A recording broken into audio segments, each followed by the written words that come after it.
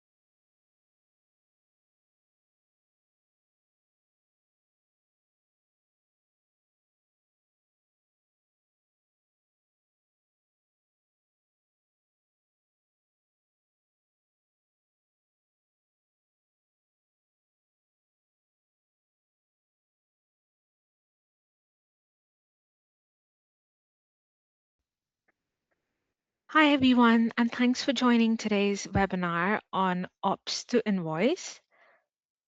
My name is Ansel Gomes, and I'm part of the support team. You might have come across my name when reaching out for help with cases or issues. In today's webinar, I'll walk you through the Ops to Invoice process in Workbooks, and you'll see you'll see how Workbooks provides a fully connected end-to-end sales process that improves visibility, accuracy, forecasting, and overall sales efficiency. As you know, we host webinars every other Wednesday at 4 p.m. UK time. On the screen, you can see topics we've covered recently and what's coming up next. If you'd like to explore these topics in more depth, we also run a 2-day training course for system admins and reporting. And for more information, you can reach out to your account manager or email us at training@workbooks.com. Now, the agenda for this presentation. So to begin, I'll give you a quick overview of the typical B2B sales process in Workbooks. This will set the context for how everything fits together from lead generation to invoicing. Next, I'll briefly introduce a couple of common sales methodologies like BANT and MEDIC. I know we have a mixed audience on this call, so some of you might work in sales and use these frameworks every day, while others may be less familiar with them. So the aim here isn't to go into deep detail, but to show how these methodologies can be applied within opportunities to support qualification and improve deal progression. After that, we'll move into the live demo in Workbooks. So I'll start with opportunity management. We'll look at key sections and fields and how they support effective nurturing and progression of deals through the pipeline. I'll then walk you through how quotations can be generated directly from opportunities and sent to customers. From there, I'll show you how once a customer is happy with the quote and is ready to proceed, an order can be created and processed from the opportunity, including the use of e-signature tools like DocuSign. Finally, I'll cover invoicing and how invoices can be linked back to opportunities. I'll also demonstrate how activities and related transactional documents can be linked directly to the opportunity, ensuring everything remains connected and fully traceable. I'll also touch on reporting within Workbooks and how it can be used to analyze opportunities, providing better insights into pipeline performance and deal progression. And then we'll end this presentation with a Q&A. So, typical B2B workflow in Workbooks. So this slide illustrates the typical B2B sales workflow, which you may also recall from our previous webinar on converting sales leads.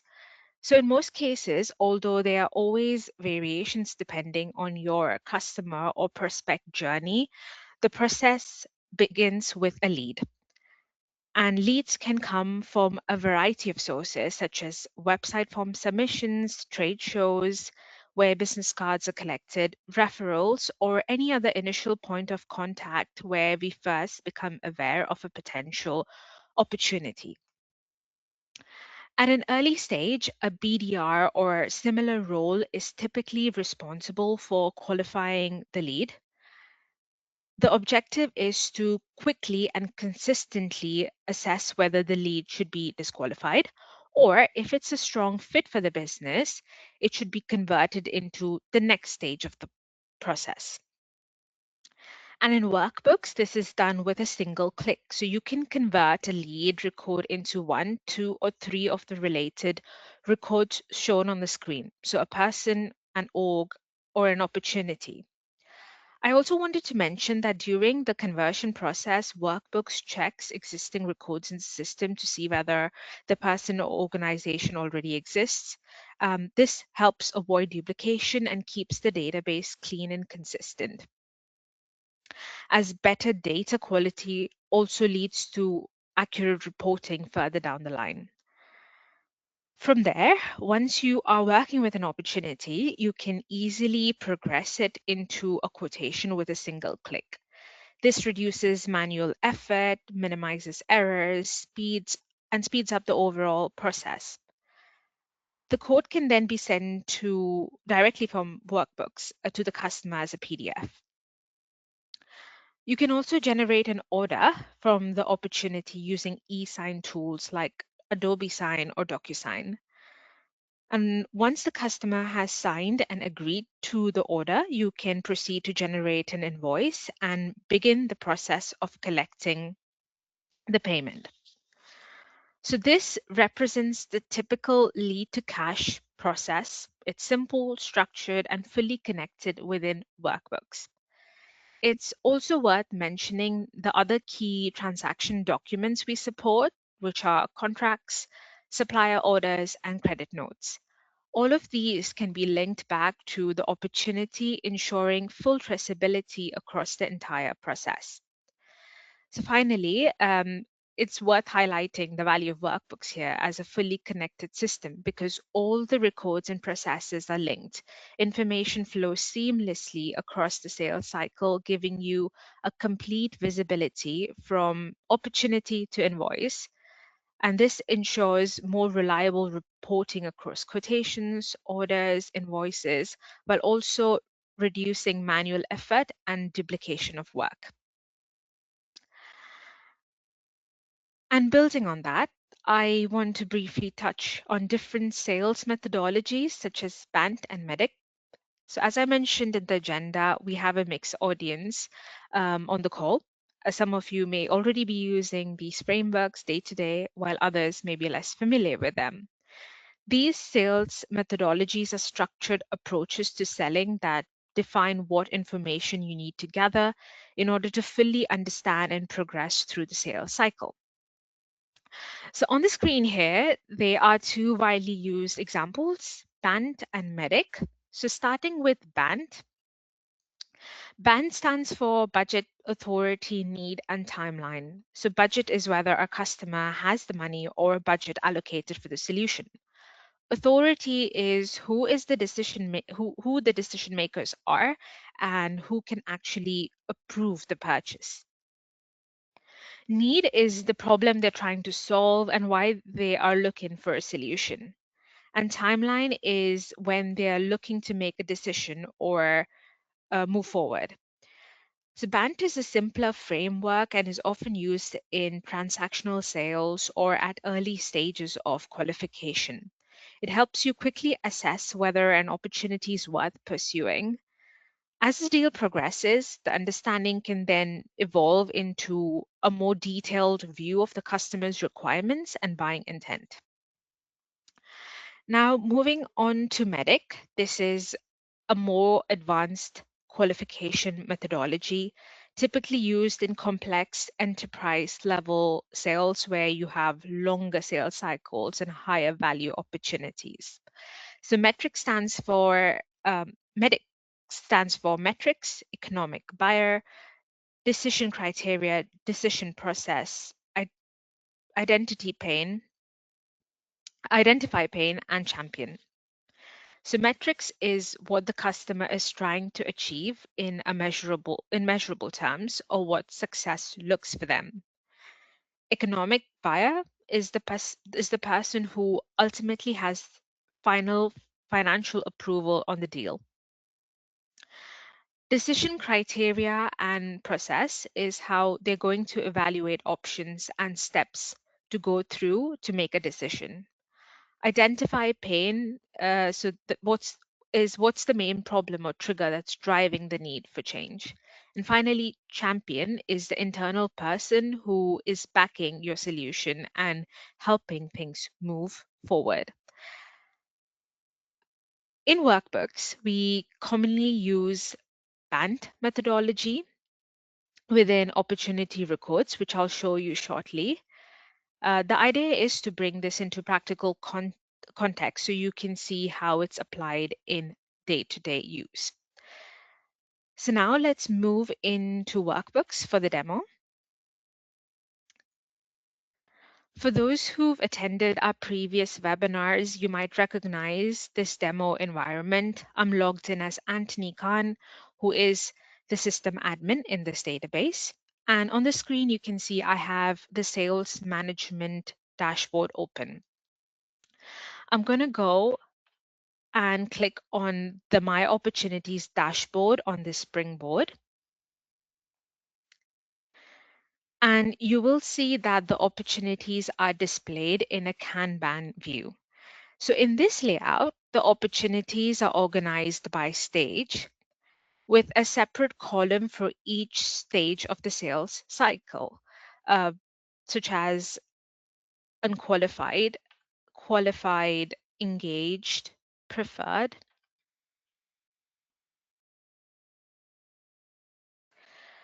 The way your company and sales team define these stages may be different, but this is how we define the stages in workbooks. So even at a quick glance, you can see that the opportunities are sorted by their next activity date, which is why any opportunities with no scheduled activity appear at the top of the column. For example, in the engaged stage, we have an opportunity called AL Demo Opportunity 3. It's highlighted with a red banner because there is no activity scheduled against this opportunity. But for this demonstration, I will be using the Atlantic Bands demo opportunity as an example. So to open this opportunity, you got to click the little arrow in the top right-hand corner of the opportunity card and select Open Record. So this will open the opportunity record for us to take a closer look.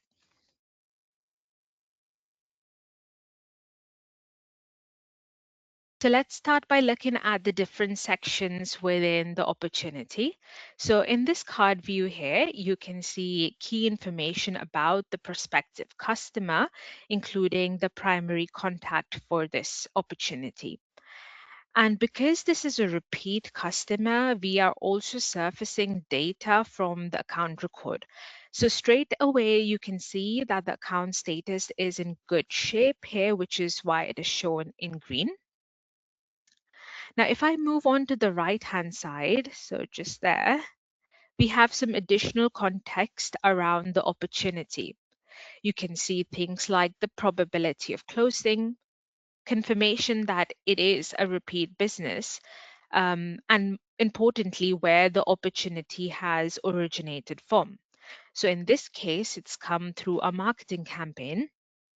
And not only that, but we can actually see which campaign it is. Now, this is really valuable for the marketing team because it gives clear visibility of return on investment. So if we win this deal, that directly helps evidence the success of of that campaign. If I scroll down slightly, we can see more core deal information, including the current sales stage, the forecast category, and the expected close date. The close date is always set in the future as it should be.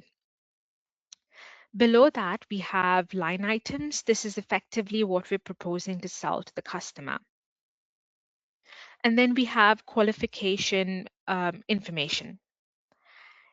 In this example, we're using the BANT sales methodology. So if I open this, yeah, you can see where the sales user, where the sales rep can capture their understanding of each qualification area. So we have sections for budget, authority, need, and the time, and that can all be recorded here. For each area, you will also notice there's a score ranging from 0, meaning unknown, through 3, meaning great understanding. So the sales rep can select the appropriate score and also add additional notes to provide more detail and context. What's really useful is that these individual scores here can be rolled up into an overall qualification deal score for an opportunity, which is displayed at the top of the opportunity record. So just there's a deal score there. So in this example, you can see that the score is showing in green, which is very positive and indicates that this opportunity is in a strong position to progress. So you saw that with this particular workbook setup, we're using Band, but of course, this is fully configurable. Different organizations may use different qualification methodologies depending on their sales process and how they sell. So the key point here is that we're capturing qualification information in a structured way alongside a scoring mechanism that helps your sales team assess the strength of the opportunity and whether it's ready to progress to the next stage. Now, if I move on to the right-hand side, there is a overview panel, which is broadly split into 3 sections. So the first section here is next steps, which shows what needs to happen for this opportunity, what needs to happen to move this opportunity forward. So here you can see that in 3 days, the sales rep has a phone call scheduled with Gracie Singh, who is a primary contact set on this opportunity, and it's set up as a pricing call. And then the next section is the people section, where you can link all the key stakeholders involved in this deal. So for example, we have the primary contact, Gracie Singh, but we also have other important roles such as advisor, Alan Whitehead, or a technical influencer, Sienna Parker, who who may all have an impact on the progression and eventual success of this opportunity. Now, in the real world, the primary contact or other key stakeholders can change throughout the opportunity cycle. So the sales rep can easily add new stakeholders using this little plus button in the people section or remove existing ones if needed.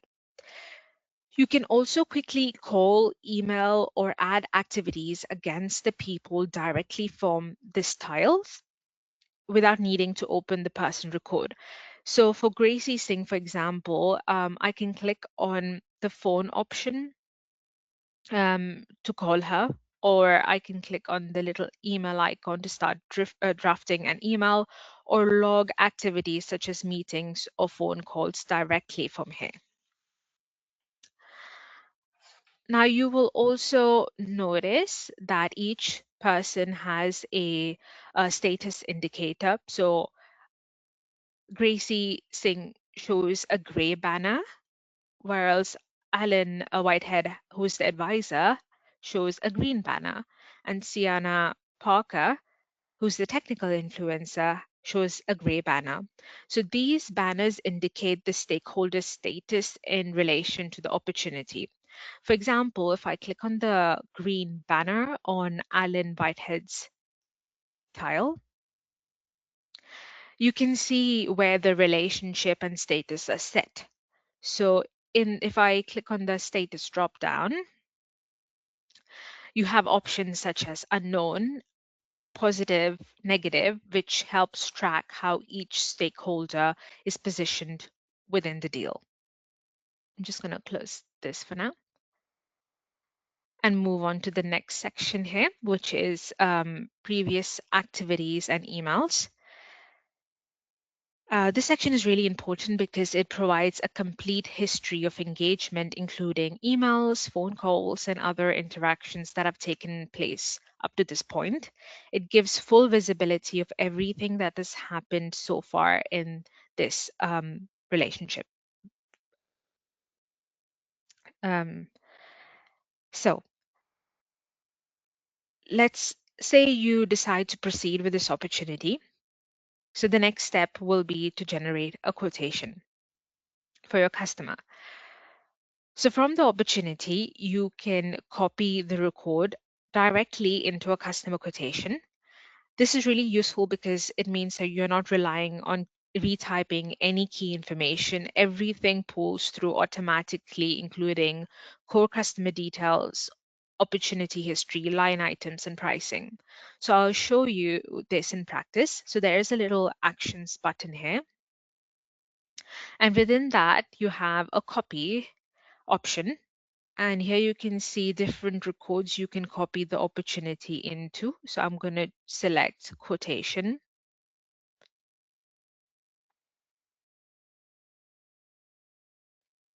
And this brings this little screen. And you'll notice that there are a number of available options. For example, you can choose whether you want to copy across notes, activities, people's, transactions related items. And if I scroll down slightly, you also have control over the line items. So you can either copy all the line items or select specific line items if needed. So for this demo, I will select all the checkboxes and copy all the line items. So once you're happy with the selections, which I am now, I am going to simply click copy.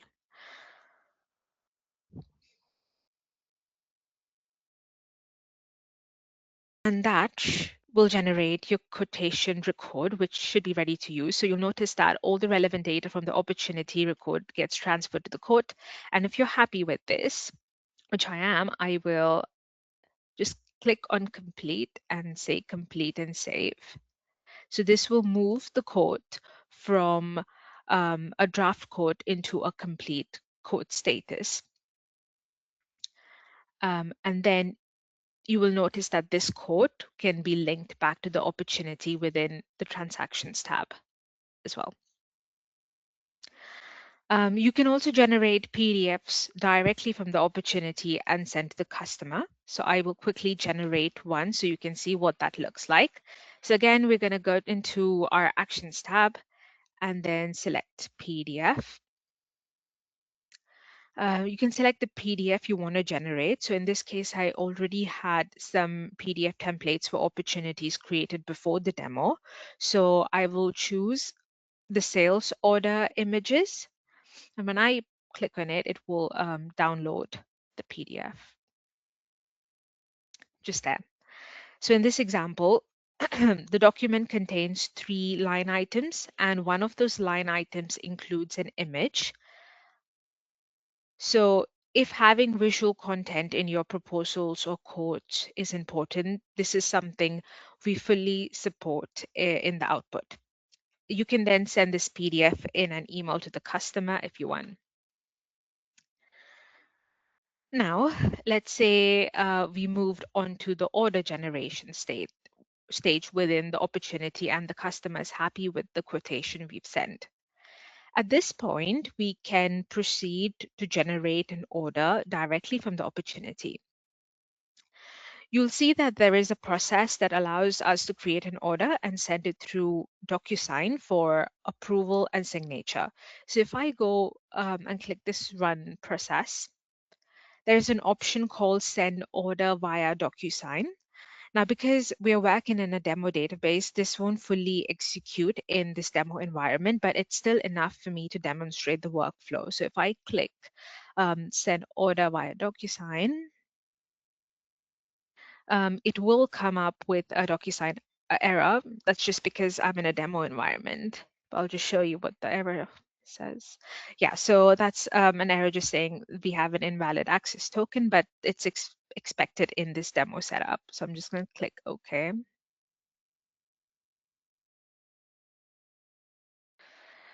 Okay, but once I trigger this within our activities section, you will see that an activity is automatically created to show that an order has been signed via DocuSign. It's not actually sent because it's a demo environment, but if it was a live environment, it would have. But just for demo purposes, I am going to open a previous activity where a DocuSign order was generated to just show you what it looks like. So if I open this activity, you will see that you have a DocuSign status that shows that the document was signed by the customer. So this field gives a clear visibility of where the document is in process. So there are quite a few options within this dropdown. And also, if I click on the DocuSign signed document, it opens the signed document for reference. So that there, Gracie Singh, who was our primary contact on the opportunity, has signed this order. So the benefit of using e-sign tools like DocuSign or Adobe Sign is that it can significantly speed up the approval process, which in turn helps accelerate the deal closure. Finally, once the customer has signed the order, the next step is invoicing. So at this stage, your finance or account team might be involved. So they might use Workbooks invoice records directly, or they might use an external system such as Xero or Sage.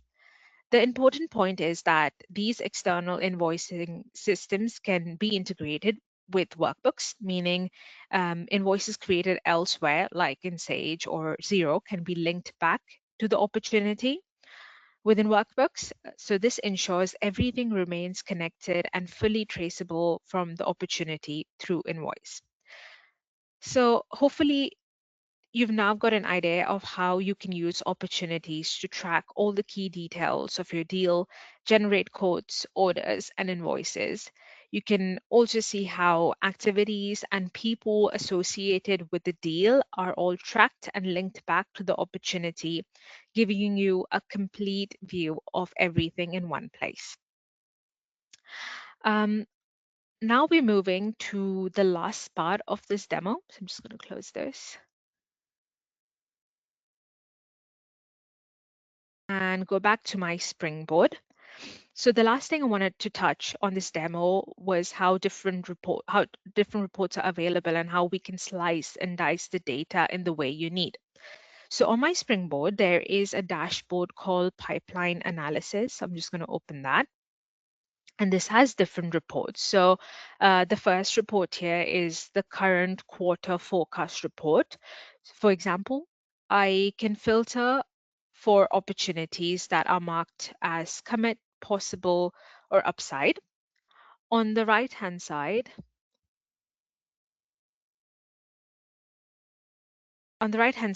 we have the new opportunities by month and campaign, which is typically of interest to marketing and typical interest to marketing teams. There are also useful reports such as forecast status breakdown for this is the current quarter. We also have reports like sales pipeline per deal size by salesperson. We can build out much more detailed reporting for customers as long as the opportunity data is maintained properly. For example, if opportunities that are lost or qualified out are consistently tracked along with the reason why, then we can generate meaningful insight from that.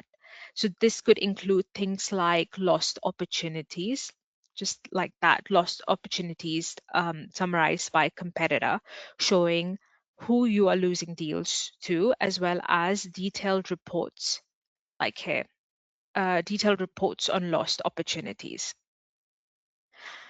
So overall, I hope you can see how Workbooks helps improve qualification and strengthen sales momentum through better activity discipline. So the idea is that by working in a consistent and repeatable way, you can shorten sales cycle and reduce the risk of things slipping through the cracks. It also enables more accurate forecasting and helps connect the full journey from marketing through to sales and finance while reducing errors, and because there is far less rekeying of data when everything is managed in workbooks. Um, we've now reached the end of my demo, so I'm going to go back to my slides and do a quick recap. So we started with an overview of the end-to-end B2B lead to cash process in workbooks, looking at how a lead moves all the way through invoicing, and how everything is connected in one system. We then briefly touched on two common sales methodologies, BANT and MEDIC, and saw how these can be used within opportunities to support structured qualification and help assess deal quality. From there, we moved into live demo. So we looked at opportunity management, including key fields, stages, and how opportunities progress through the pipeline. We explored activity and stakeholder tracking within opportunities, showing how all engagement history and key contacts are captured in one place, giving full visibility of the deal. We then demonstrated how quotations can be created directly from opportunities with data automatically carried over to reduce manual effort and avoid rekeying information.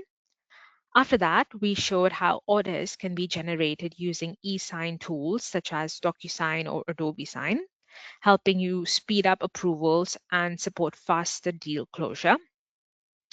We briefly touched on invoicing, including how external invoices can be linked back into opportunities to maintain full end-to-end traceability. Finally, we looked at reporting and analytics through the pipeline analysis dashboard, which allows you to slice pipeline data in different ways. For example, we saw the forecast category, deal stage, a campaign source, and sales performance, so giving better visibility of pipeline health and forecast accuracy. So yeah, we can build reports for customers as long as the opportunity data is maintained properly. So overall, the key takeaway is that Workbooks provides a fully connected end-to-end sales process, helping improve visibility, accuracy, and overall sales efficiency. And that's all the recap. I am open for any questions if we have any.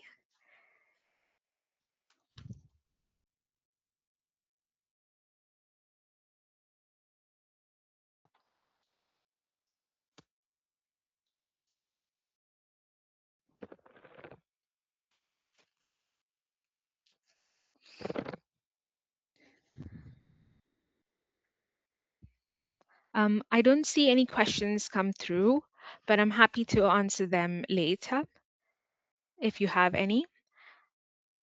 Our next webinar is on Word add-ins and templates. That's scheduled on the 17th of June. So we hope to see you all on that one. If you still have questions and would like help regarding the areas we discussed today, please do check out our knowledge base, as we have lots of information and resources on there. In addition, authorized support contacts can get in touch with the support team via our case portal. Alternatively, you can reach out to your account manager, who will be happy to assist or point you in the right direction. And finally, we have videos on our website on the following topics displayed on the screen. You will also be able to find recordings for this, along with our previous webinars, on the link on the screen, and select webinar recording. And that's everything for today. Thank you all again for taking the time out of your busy schedule to tune with us. We look forward to seeing you on the next one in a couple of weeks. Have a great rest of your day. Thank you. Bye.